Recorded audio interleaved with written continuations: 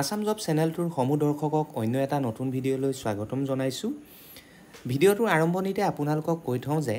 আমাৰ ভিডিঅ'বিলাক যদি আপোনালোকে ভাল পাইছে তেন্তে লাইক, শ্বেয়াৰ আৰু ছাবস্ক্ৰাইব কৰিবলৈ নাপাহৰিব। আৰু ভিডিঅ'টোৰ শেষত যদি কিবা আপোনালোকৰ ডাউট থাকে তেন্তে আমাৰ কমেণ্ট বক্সত আপোনালোকে মেছেজ কৰিব। গতিকে আপোনালোকৰ যিবিলাক মেছেজ সেইবিলাকৰ আমি প্ৰত্যুত্তৰ দিবলৈ চেষ্টা কৰিম। যিহেতু আপোনালোকৰ সহায়ৰ বাবে আমাৰ এই চেনেলটো খোলা হৈছে, গতিকে নিয়মীয়া বাৰ্তাসমূহ পাবলৈ, নিয়মীয়া চাকৰিৰ যি বাৰ্তা আছে সেইবিলাক পাবৰ বাবে আমাৰ চেনেলটো এতিয়াই আপোনালোকে ছাবস্ক্ৰাইব কৰি লওক। আৰু চৰকাৰী আৰু বেচৰকাৰী দুই ধৰণৰ চাকৰিৰ বাবে আপোনালোকে নিউজবিলাক লাভ কৰক। যি কি নহওক, আজি আমাৰ ভিডিঅ'টোত আমি আলোচনা কৰিম মাজুলী ন্যায়পালিকাত যি চাকৰি ওলাইছে চালক পদৰ বাবে, সেই পদত আমি কেনেকৈ এপ্লাই কৰিম, প্ৰচেছটো কি হ'ব, এপ্লিকেশ্যন ফিজ দৰকাৰ হ'ব নেকি, নে আমি বাই পোষ্ট কৰিব পাৰিম এপ্লিকেশ্যন, নে আমি জিলাখনৰ ন্যায়পালিকাৰ কাৰ্যালয়ত গৈ আমি ছাবমিট কৰিব লাগিব, সেই সকলোবিলাক কথা আজি আমি এই ভিডিঅ'টোত ডিটেইলছত ডিছকাছ কৰিম। গতিকে আপোনালোকে আমাৰ ভিডিঅ'টো স্কিপ নকৰাকৈ শেষলৈকে চাব, এয়াই আমাৰ অনুৰোধ। গতিকে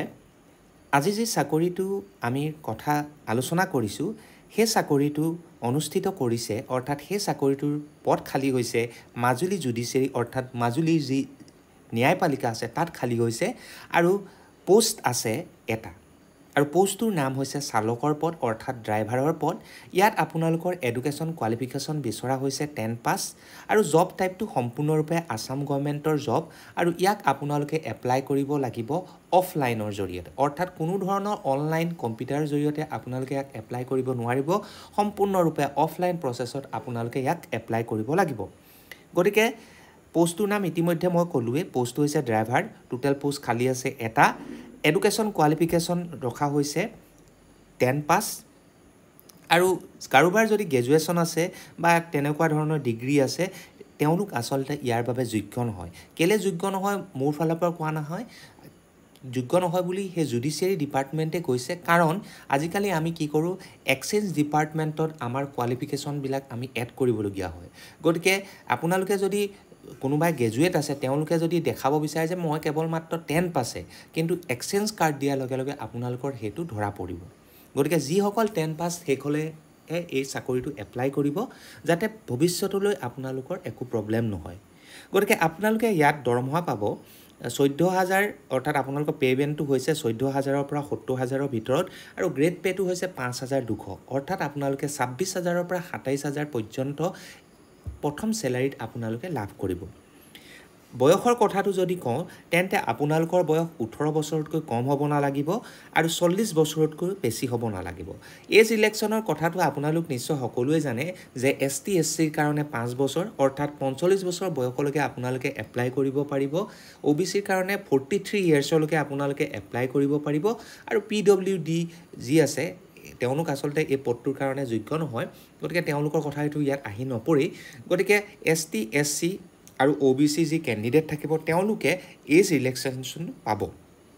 as per the government rules. গতিকে এইটো আছিলে আমাৰ পদটোৰ ডিটেইলছ কথা। এতিয়া আহোঁ আমি এই পদকেইটা কেনেকৈ এপ্লাই কৰিম। প্ৰথম কথাটো হ'ল আপোনালোকে কি কৰিব লাগিব, আসাম গেজেট পাৰ্ট 9 যিখন গভৰ্ণমেণ্ট অফ আসামে প্ৰকাশ কৰিছে,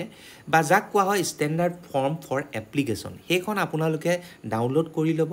যদি আপোনালোকৰ ডাউনলোড কৰাত অসুবিধা হয় তেন্তে কমেণ্ট বক্সত আপোনালোকে কমেণ্ট কৰিব, মই সেইখন প্ৰভাইড কৰি দিম। তাৰপিছত সেইখন ডাউনলোড কৰাৰ পিছত আপোনালোকে যিবিলাক নেচেচাৰী ডকুমেণ্টছ আছে, যেনেকৈ হ'ল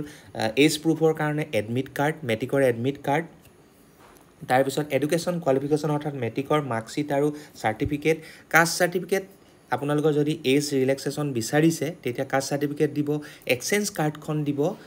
আৰু আপোনালোকে কি কৰিব লাগিব, ষ্টেণ্ডাৰ্ড ফৰ্মখন ফিল আপ কৰাৰ পিছত সেই ফৰ্মখন আপোনালোকে বাই পোষ্ট এটা এড্ৰেছত দি দিব লাগিব, নহ'লে আপোনালোকে কি কৰিব লাগিব, সেই এড্ৰেছত গৈ মেলি আপোনালোকে কাৰ্যালয়টো ছাবমিট কৰিব পাৰিব।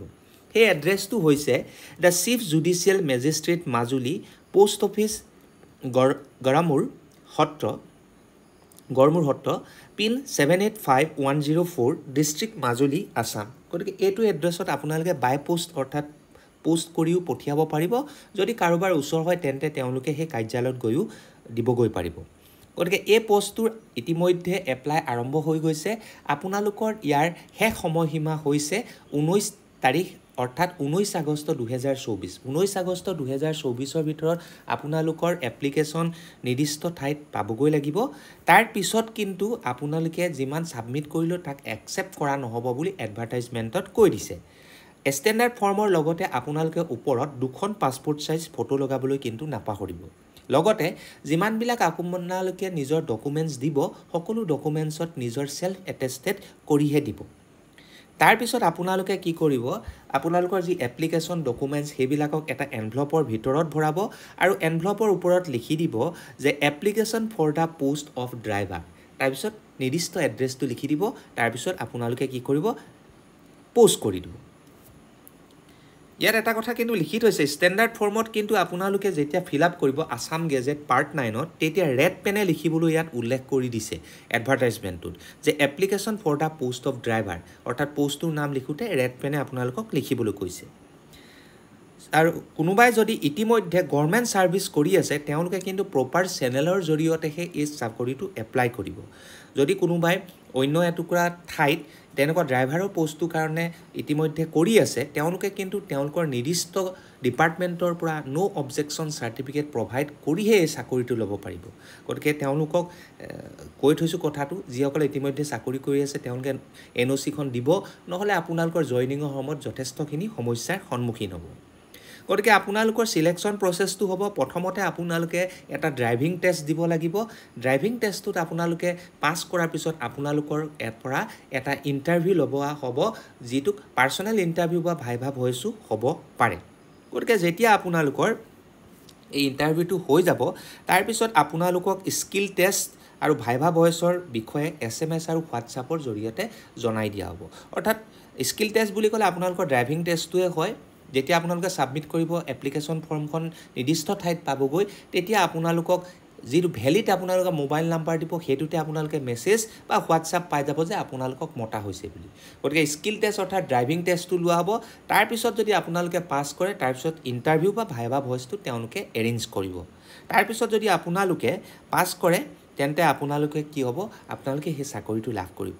এই চাকৰিটো মই এতিয়া কৈছো সম্পূৰ্ণ গভৰ্ণমেণ্টৰ চাকৰি কোনো ধৰণৰ বেচৰকাৰী চাকৰি নহয় গতিকে যিমান পাৰে আপোনালোকে এই চাকৰিটো হাতৰ পৰা এৰি নিদিব যেহেতু চাকৰি যথেষ্টখিনি এতিয়া আমাৰ প্ৰয়োজন হৈছে যেহেতু দেখিছে এডিআৰিত 11 লাখ 12 লাখ ষ্টুডেন্টে এপ্লাই কৰিছে দিব কেৱল মাত্ৰ 11000 12000 ষ্টুডেন্ট গতিকে আপোনালোকে যি চাকৰি পাইছে হিয়া গভৰ্ণমেণ্টৰ চাকৰি লৈ লওক যেহেতু ৰিভাইজ আহি আছে 2026 চনত দৰমহা যথেষ্টখিনি বৃদ্ধি হ'ব গতিকে ইয়াকে কৈ আজি ভিডিওটোৰ পৰা আপোনালোকৰ পৰা বিদায় মাগিছো কিবা যদি আপোনালোকে সহায় বিচাৰে তেন্তে আমাৰ ভিডিওটোৰ ডেসক্ৰিপচন বক্সত চাব তাতে আপোনালোকে যি সহায়ক আমি পাৰো সেই সহায়টো কৰিবলৈ সাজু আছো গতিকে আমাৰ ডেসক্ৰিপচন বক্সত থকা হোৱাটছআপ নম্বৰত আপোনালোকে মেসেজ কৰিব আমি